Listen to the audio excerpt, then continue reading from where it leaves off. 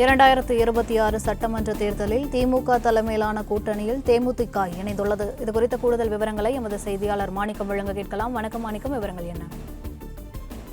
பாலம் நழுவி பாலில் விழுவதற்கு 10 ஆண்டுகள் ஆகிவிட்டது என 2016 முன்னாள் முதலமைச்சர் கருணாநிதி கூறிய வார்த்தைகள் நினைவு கூர்ந்து தேமுதிக பொதுச்செயலாளர் பிரேமலதா விஜயகாந்த் தற்பொழுது தெரிவித்திருக்கிறார். திமுகவுடன் கூட்டணி அவர் செய்தியாளர் சந்தித்திருந்தார். அந்த சந்திப்பின் பொழுது அவரிடம் பல்வேறு கேள்விகள் முன்வைக்கப்பட்டிருந்தன. அதில் அவர் முதற்கட்டமாக கூறியது, திமுகவுடன் கூட்டணி அமைத்திருக்கிறதுக்குரிய காரணம் தேமுதிகவுடைய நிர்வாகிகள், தொண்டர்கள் இந்த முறை திமுகவுடன் கூட்டணி அமைக்க வேண்டும் என்று விரும்பிய காரணத்தினால் 20 ஆண்டுகள் பிறகாக ஒரு கட்சி ஆரம்பித்து திமுகவுடன் கூட்டணி அமைத்திருப்பதாக அவர் தெரிவித்திருந்தார். அதுவும் குறிப்பாக 2016 நடைபெற்ற சட்டப்பேரவை தேர்தலின் பொழுது திமுக கூட்டணியில் தேமுதிக இணைந்திருக்க வேண்டிய சூழல் ஏற்பட்டது. ஆனால் அது முடியாமல் போனது. குறிப்பாக அந்த காலகட்டத்தில் அப்போது திமுகவுடைய தலைவராக இருந்த முன்னாள் முதலமைச்சர் கருணாநிதி பழம் நழுவி பாலில் விழும் என்று கூறினார். ஆனால் அந்த பழம் பாலில் விழுவதற்கு 10 ஆண்டுகள் ஆகியிருக்கிறது என தேமுதிகவுடைய பொதுச் செயலாளர் பிரேமலதா விஜயகாந்த் தெரிவித்திருக்கிறார். அது மட்டுமின்றி இந்த கூட்டணி அமைத்திருப்பதில் பெரும் மகிழ்ச்சியாக இருப்பதாகவும், அதே நேரத்தில் முதலமைச்சர் அவர்களும் இந்த கூட்டணி அமைத்தது தொடர்பாக தனது மகிழ்ச்சியை தனது ட்விட்டர் பக்கத்தில் வெளியிட்டிருந்தார். குறிப்பாக பிரேமலதா விஜயகாந்தை பொறுத்தவரையும் இந்த கூட்டணி அமைத்ததற்கான காரணங்கள் என்ன என்பது செய்தியாளர்களால் முன்வைக்கப்பட்டிருந்தது.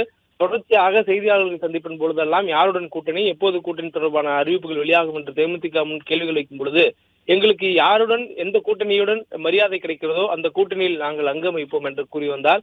அதே நேரத்தில் அந்த கேள்விகளுக்காக பதிலளிக்கக்கூடிய வகையில் இன்றைய தினம் திமுகவிலும் அவர் இணைந்திருக்கிறார்.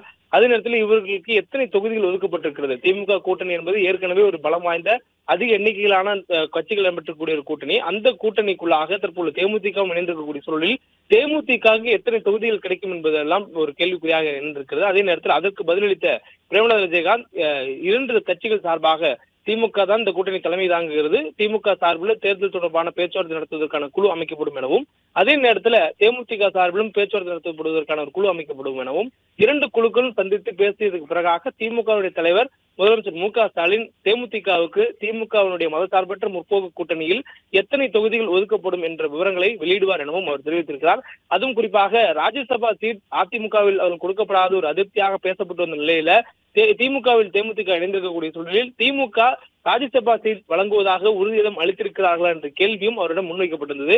ஏனெனில் சட்டமன்ற தேர்தலுக்கு முன்பாகவே மாநிலங்களுக்கான 4 இடங்களுக்கான தேர்தல் நடைபெறக்கூடிய சூழல் தமிழ்நாட்டில் ஏற்பட்டிருக்கிறது. இந்த சூழல்ல தேமுதிகவுக்கு ஒரு ராஜ்யசபா சீட் வழங்கப்படுவதற்கான வாய்ப்புகள் இருப்பதாகவும் பேசப்பட்டு வந்தது. அதுபோன்ற உத்தரவாதங்கள் ஏதேனும் இந்த கூட்டணி அமைப்பதற்கு பேசப்பட்டிருக்கிறதா என்ற கேள்விகளும் முன்வைக்கப்பட்டன. அதற்கும் பிரேமலதா விஜயகாந்த் பதிலளிக்க மறுத்திருக்கிறார். தேர்தல் தொடர்பான மற்ற விவகாரங்கள் அனைத்துமே பேச்சுவார்த்தை குழுக்கள் அமைக்கப்பட்டதற்கு பிறகாகவே வெளியாகும் எனவும் தெரிவித்திருக்கிறார். முதற்கட்டமாக பேச்சுவார்த்தை நடத்தப்படும் பொழுது, அதாவது அதிகாரப்பூர்வமற்ற பேச்சுவார்த்தையாக இதற்கு முன்பாக திமுக தரப்புல தேமுதிக பேச்சுவார்த்தை நடத்தப்பட்ட போதும் சரி, அதே போன்று அதிமுக தரப்புல பேச்சுவார்த்தை நடத்தப்பட்டு வந்த போதும் சரி, 2 கட்சிகளும் எங்கே தேமுதிக கூட்டணி செல்லும் என்பதெல்லாம் பெரிய கேள்வியாக இருந்தது. அதற்கான ஒரு பதிலாகவும் அதுக்கான கேள்வியும் முன்வைத்த பொழுது பிரேமலதா விஜயகாந்த் கூறியது, ஒருபோதும் நாங்கள் அதிமுக கூட்டணிக்கு செல்வதாக முடிவு செய்யவில்லை, அதுபோன்ற பேச்சுவார்த்தையும் ஈடுபடவில்லை என்று மறுத்திருக்கிறார். குறிப்பாக சில ஊடகங்கள்ல தவறாக அது போன்ற ஒரு செய்தி பரப்பப்பட்டதாகவும் அவர் குற்றம் சாட்டியிருக்கிறார். ஆனால் தேமுதிக இதற்கு முன்பாக, அதாவது 2026 ஜனவரியில் நடைபெற்ற தேமுதிக மாநாட்டுக்கு பிறகாக தேமுதிக 3 கட்சிகளுடன் கூட்டணி அமைப்பதற்கான வாய்ப்பு இருப்பதாக சொல்லப்பட்டது. அதிலும் குறிப்பாக ஏற்கனவே அங்கம் வைத்திருக்கக்கூடிய அதிமுக தலைமை